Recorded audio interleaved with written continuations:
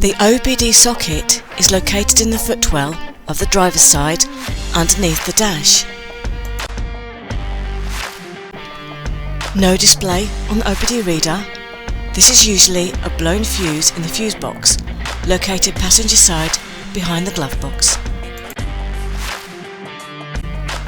In your Land Rover manual, it will explain how to open the glove box fully by pinching the top of the support stays to allow the glove box to drop, revealing the fuse panel located behind it.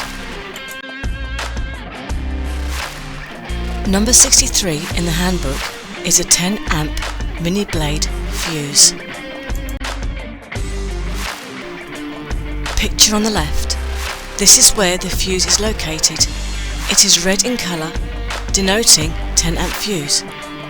Centre picture. This is the tool for removing the fuse. We found it awkward to use as the fuse is next to a relay. Recommend long nose pliers or remove relay first. Replace the blown 10 amp fuse with a new fuse. OBD machine should now power up.